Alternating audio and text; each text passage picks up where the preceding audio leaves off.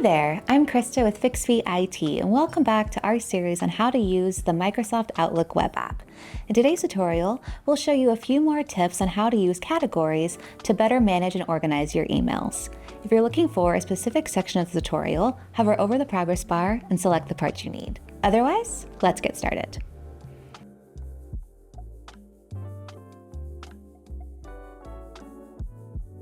Categories in Outlook are color-coded labels that help you organize your messages by topic, priority, or any system that works for you. You can apply them to emails, calendar events, and more. In part 1 of our video, we showed you how to apply categories to your emails to stay organized.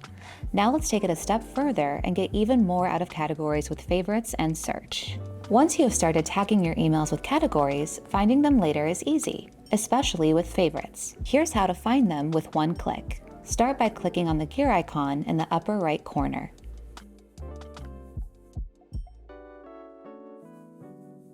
Find the category you want quick access to and click the star icon next to it. This adds it to your favorites section. When you are done, click the X to close the settings window. Now look under your favorites list on the left-hand side. When you click on a favorite category, Outlook will instantly show all emails tagged with that category. No searching required. Categories also work seamlessly with Outlook's search bar. Just click in the search bar and type category, and the name of the category, or any category name you've created, and Outlook will instantly show all emails tagged with that category. If you need to remove categories from an email, right-click on the email, hover over Categorize, click the category you want to remove, and it will be unchecked and no longer applied. If you'd like to remove all categories at once, right-click on the email, hover over Categorize, then click Clear All Categories to remove every tag in one step. And that's it!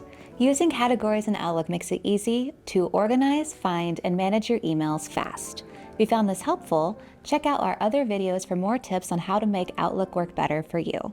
And thanks for watching.